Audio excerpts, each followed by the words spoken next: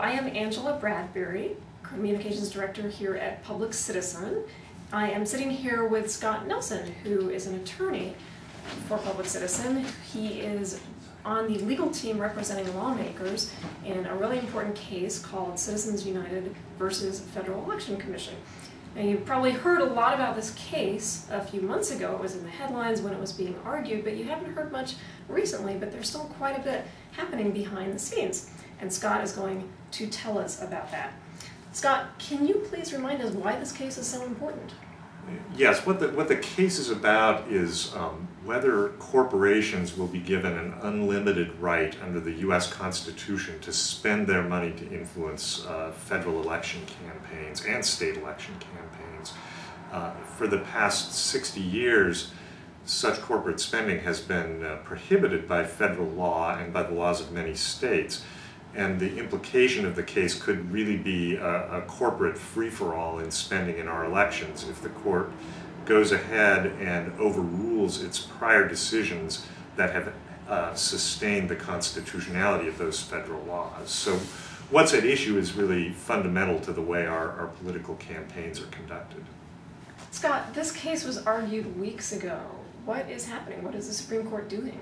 Well, the way the Supreme Court works is sort of hurry up and wait. There's a big flurry of activity. The parties file briefs. They appear in court and argue. But then the decision doesn't get issued until the justices have not only decided what their outcome is going to be, but written extensive opinions that explain it, and that can take a lot of time. So how does the decision-making process work? Are they deliberating and spending a lot of time deliberating, or have they already made the decision and they're just trying to write it up? Well, I mean, it's kind of interesting and I think surprising to a lot of people that the court doesn't spend a lot of time, especially as a group, deliberating on cases at all. What usually happens is that before the arguments, each of the individual justices will prepare for the case with their own group of law clerks who are new lawyers just a couple of years out of law school. And they'll read the briefs, discuss them with their law clerks, come to some tentative views on the case. The first time the whole court ever really gets together in a case is at the argument, where they're sitting down in public facing the attorneys and asking a lot of questions and hearing the attorneys make their argument. Then once the argument is over, they leave the bench. There's no indication of what their decision is going to be at that point, and they split up again, go back to their chambers and cogitate over the case again, discussing it with their own law clerks usually. And then either later the same afternoon or a day or two later during the week of the argument, the court will assemble at what they call their conference. And that's really the only time the court gets together as a group to discuss the outcome of a case. At the conference, they're all in a room in private.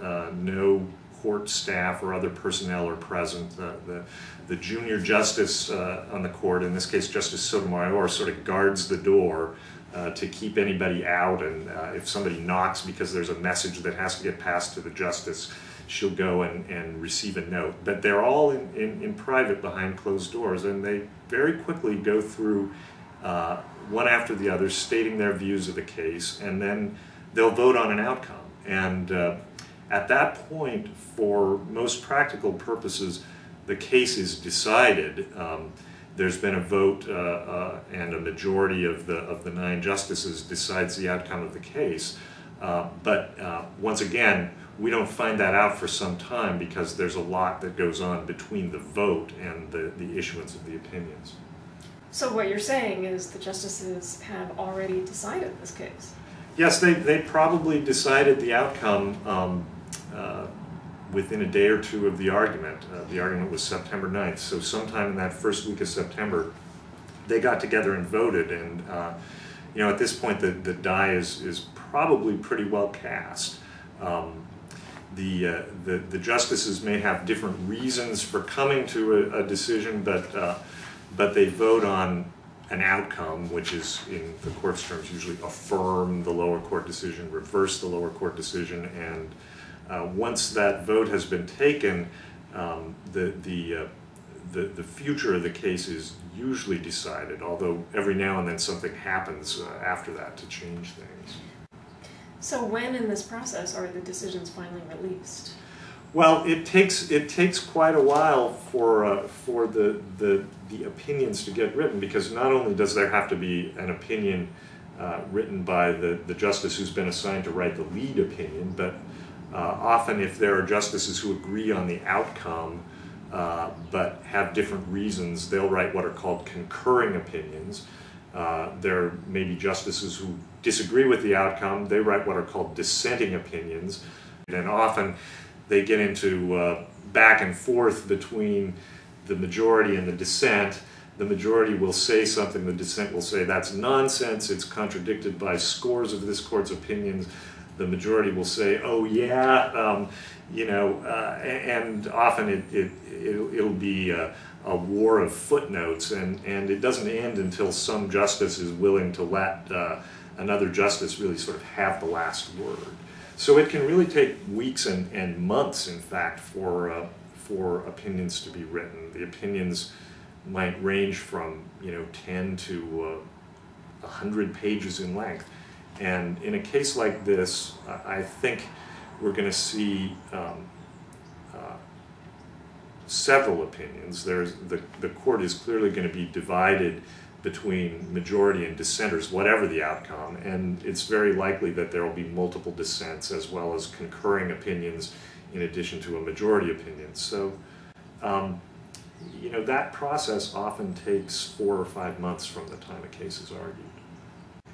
Well, thank you. Is there anything else you would like viewers to know about this case?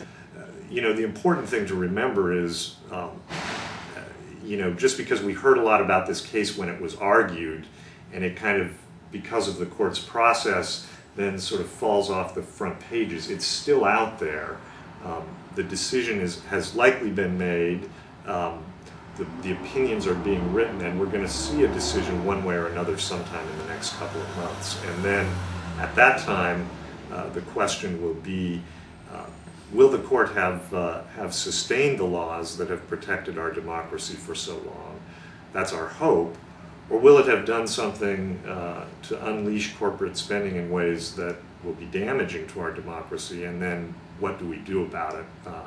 What's our response going to be? And we're looking to be ready for that, and we'll need public support for whatever the response is when the time comes. And it will be coming,